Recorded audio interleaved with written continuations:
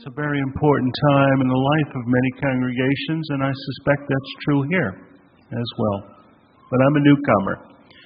I'm Bob Murphy. I'm from over in Saint Petersburg, and I've been a Unitarian Universalist minister for a long time. But I've been in Florida for about 10 years now, and I'm delighted to be involved with this congregation and to get to know you and to learn a little bit more about your traditions and your values and your experiences. And that's part of what happens at a water communion, because we invite everybody to come forward. And everybody means everybody. And to just say a few words about themselves and perhaps what they've been doing in recent weeks. We're going to do that in a few minutes. We're going to explain this water communion tradition, and I'm also, a little bit later today, I'll say a few words about Labor Day traditions for the Unitarian Universalists. But first of all, I invite you into an explanation or a better understanding of water communions and how they happened. Now, you need to know that a long time ago, and that would have been maybe 40 years or so ago, 30 years, whatever. Unitarian Universalist services in most places, notable exceptions, but most places, Unitarian Universalist Sunday services were kind of, how can I tell you this? They were rather dull, all right? Sometimes they were downright stodgy, all right. Typically, the congregation came together on a Sunday, and a man, and it was almost always a man, and almost always a white man, got up and gave a lecture. We didn't call it a sermon in the old days. It was called a lecture. And this tradition went back at least as far as the 1600s. And in some ways, it had not changed a lot since the days of the Puritans and the Pilgrims. Same old story. A man got up and gave a lecture, and there might be, now this might interest you, Naomi, there was a little bit of music, sometimes a lot of music, but usually, a little bit of music, but not much. Not much ceremony, so there was no chalice lighting, no stones of joys and concern, probably not a children's story. That's the way we did things back then.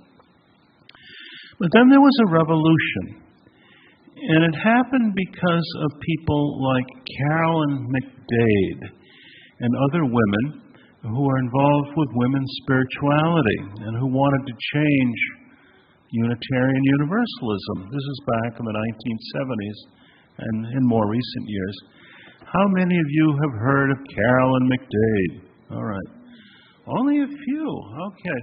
Well, Carolyn McDade was one of several women who reinvented the Sunday service for Unitarian Universalists. Born and raised in Louisiana, a Southern Baptist family, discovered Unitarianism. We hadn't merged at that point. Unitarianism, at a somewhat later date, I believe in about the 1950s, became involved with the Arlington Street Church congregation in Boston, and was asked to provide a women's Sunday service. All the speakers would be women, and all the music would be provided by women, and much of it, probably most, would be written by music, including Carolyn McDade, who was already well known as a songwriter, and as a pianist, and as a singer. And that's what happened back in 1970. And then there were a lot of other things that happened. There was the Commission on Women and Religion in 1977, which continued this emphasis of what did women especially want and expect in a Sunday service. And then in 1980, there was a gathering at East Lansing, Michigan, as women came together from all over the nation and shared their experiences and talked about what they wanted. And Carolyn McDade and other women were asked to prepare a special ritual for this 1980 gathering. And they thought about it, and what they came up with was the water communion. And that's how it started. Started with the Women in Religion Commission, Carolyn McDade and other women trying to reshape Sunday services especially. And one of the themes, slogans, if you want to use that term that was used, was many rivers, one great ocean. Women were coming from all over. They were coming from the East Coast, West Coast, Dakotas, Gulf Coast. They're all asked to bring some water from wherever they came from. Might be a lake or the ocean, whatever. Bring the water. We're all going to pour this together into one great vessel, one great bowl. A symbolism being involved of diversity and unity. We're all different. And yet on special occasions, we're all together and we recognize one experience, one religious, one spiritual experience. And that's how the water communion started. And other traditions also began to develop at about that time, 1980.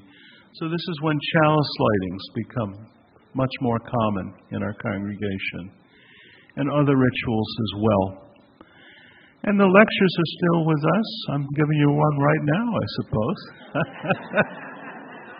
I'm not speaking from a text. You'll notice that. Okay.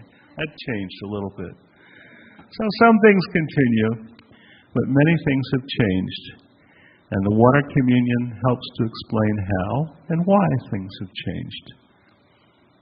That's my invitation to all of you to participate, as directed by Pat, in the water communion. Blessed be.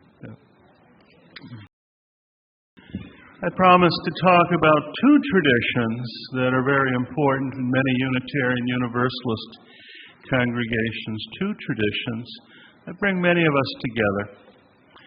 The first, of course, our water communion. And at this point, I'd like to say a little bit about Labor Day and how and why Unitarian Universalists have been involved with Labor Day celebrations for, long time, over 100 years. And the story goes something like this. Labor Day became a national holiday in the United States in 1894. But actually, it had been celebrated in many places before 1894. And then the different historians will disagree about when and how the tradition started. And some will say, actually it had started in Canada, in Toronto, at a much earlier date. And Peter McGuire and other labor organizers were up north from the United States. But then some say, no, that's not true. New York City, some say Chicago. Oregon was actually the first state to celebrate Labor Day as a state holiday.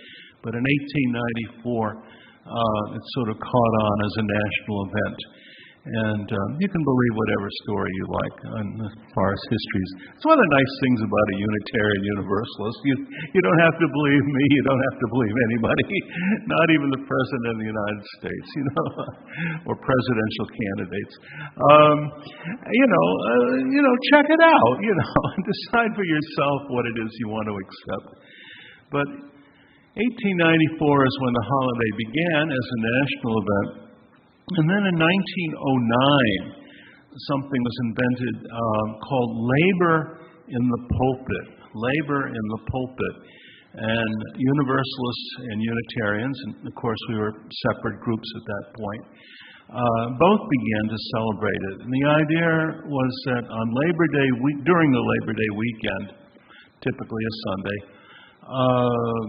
somebody would come forward and would talk about why organized labor especially, is so important, and why we need to recognize and thank working people, and not just the people who lived a long time ago, but we're going to look at the present hour and think about the people who we depend upon, and we're going to think about our own experience as well, because I'm going to guess that the majority of you here today are either working people or have been, maybe you're now retired or unemployed, or you may be a student and you look forward to working. So when we talk about working people, we're talking about not just people who are in some faraway place like Oregon. We're talking about people who are here in the present moment. And this is our way of just saying thank you. You know, so whether you're a truck driver or a kitchen worker or work in a public school or you're a musician or whoever you are, wherever you are, we appreciate what you do for the good of the community. And that's part of this labor in the pulpit tradition. Labor has made quite a comeback in recent years. A new generation has discovered why unions matter. So suddenly we have, especially young adults, organizing at places like Starbucks, Amazon. Some of the United Auto Workers members have rediscovered why the UAW is so important, and we have strikes in Hollywood and all kinds of people, healthcare workers and many others, certainly farm workers, who have suddenly rediscovered the importance of organized labor, and for several reasons. It's often said that labor sets the standard. Okay, organized labor sets the standards. Unions set the standards. That when you have a strong labor movement in any nation that's independent, democratic, represents its workers, works for progress, everybody benefits. Wages go up for everybody, union or non-union, in part because employers don't want their workers to organize in some places, so they have to provide better wages. But benefits go up. Politicians begin to pay attention to issues like parental leave and health care benefits, and suddenly they occupational health and safety and other topics. Everybody benefits, whether they're directly represented by the union or not. Unitarians and Universalists were involved with labor, way back in the early 1900s, as mentioned. In particular, I'm going to refer to something, the Great Textile Strike. You Massachusetts people know about the Great Textile Strike, 1912, which took place, where did it take place? Lawrence, Massachusetts. Okay. That's the area where my mother's family's from, Methuen and Lawrence. Okay. Textile industry, many of the workers female. The strike was, at the beginning anyway, organized and led by women who walked out. Now, they were asked, do you want more money? Shorter working hours? And of course the answer was, well, yeah, of course we want more money. We'd like to have a living wage, better working conditions. But it's the second point. It's not, it's not just the money. It's the second point that's especially important. How many of you heard the slogan, Bread and Roses? Okay, Bread and Roses. There's actually, the Bread and Roses song is actually one of the hymns in our book. You can look this up. You don't have to believe me. Just look it up, okay? And what it's saying, it's straight out of the strike, the Lawrence strike. And the women are saying, yeah, we're concerned about monetary things, material gain, as represented by bread, but we also want dignity. Okay. We're concerned about just having a better way of living, something that we can enjoy, and that's represented by the roses, and the song's refrain is, give us bread and give us roses. And that tradition continues in several congregations that I know of. And typically, and it's celebrated in March, by the way, which is Women's History Month. Not unusual for different bread to be presented. It's similar to the water communion in some ways. So you may have tortillas, bagel, French baguettes, other kinds, cornbread, other kinds of bread brought forward to represent this concern, and then the roses as well. So that's actually in our hymn book. And it's been part of our Unitarian Universalist collection now for a long, long time. Many other labor actions took place in the 1960s. Some of you may remember the great boycotts and Cesar Chavez and the workers in California. And you may remember labor actions that took place here in the South. So we've been doing this for a while. But I emphasize labor is suddenly coming back. And it looks different from what the labor force looked like back in 1909. Workers are, I'm generalizing, they tend to be better educated, more sophisticated in some ways, certainly much more aware of the importance of celebrating diversity. Women's rights are essential to the labor movement. And there's also support increasingly for LGBTQ plus rights, the rights of religious minorities, and other people in the workplace. And all of these themes are especially important for Unitarian Universalists because you read our value statement, this is what we're all about. Okay, we support human rights, human dignity, and we support democracy, and not just on election day, but we also talk about workplace democracy, the right that workers have to organize and to collectively bargain. Okay, so these things are important in our liberal tradition. Now, I was hoping today to bring a labor union activist with me, maybe to talk about Starbucks organizing, and unfortunately that did not happen. But I work with the AFL-CIO in D.C., and I talked to Tom Spizak and said, Tom, where am I going to get a labor rep to speak to the Tampa people? And we talked about it, and he finally said, well, why don't you tell your story? So I'll summarize it as best I can. My grandfather, James Murphy, was a labor union activist back before World War I. And he had a series of adventures and various things happened, but finally wound up in Boston, originally from the Worcester area, by the way, and eventually became a master electrician, studied at Northeastern, became very active in IBEW 103. What does IBEW stand for? Electrical Workers, International Brotherhood of Electrical Workers, which is a misnomer because there are now many women who've also become electricians, but they haven't changed the name, so maybe they'll get to that point. Very proud of his union membership, the fact that he was able to retire in dignity, received a good pension, and some other benefits.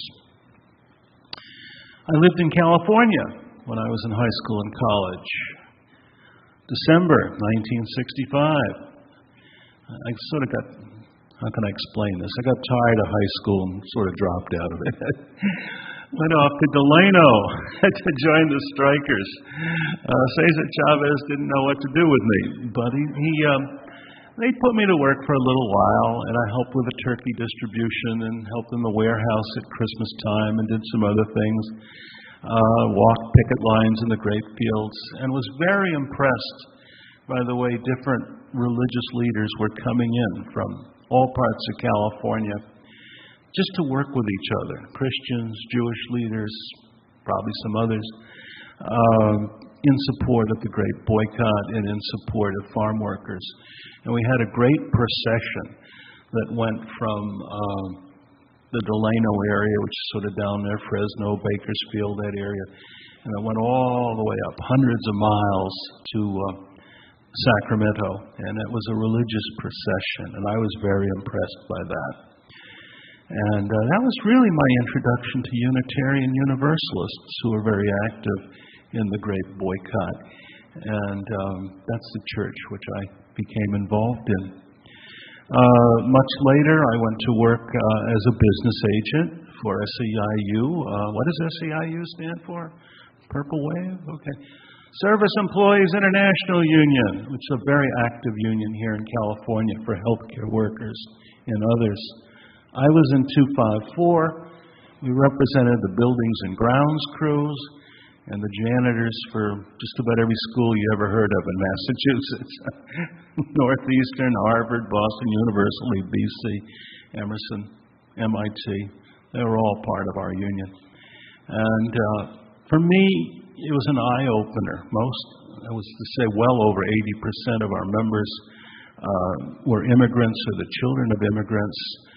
Some still struggle to speak English. And we really worked together in our best moments just to help each other as people just trying to adjust to the United States and frequently just needed not just to be defended, but to have opportunities to work as a union in self-defense. So a union is not a charity, please, never forget that. A union is really in many ways a mutual aid society, but it's frequently more than that. So I did that for a number of years, and then I became a student at Harvard and was actually in classrooms that were being cleaned by members of my union, and walked across lawns and past trees that were being maintained by our buildings and grounds crew. I actually knew some of these folks, and they knew me. Decided to go down to North Carolina for my first ministry. Actually was a circuit rider and served 3 different congregations, and that's how I got involved once again with farm workers. So some of you, I think, are familiar with the Mount Olive boycott. Well, we started that in the 1990s with a farm labor organizing committee with Baldemar Velasquez. And I was there the day that the strike started, and then we had a march from eastern North Carolina to the state capitol. And we had a food truck that went along for the first couple of days, and I was in the food truck, and Lynn and I served the first breakfast of the first day of the march. Brought back memories of Delano. And I'm going to be frank and say, I thought, we're trying to organize field workers in North Carolina?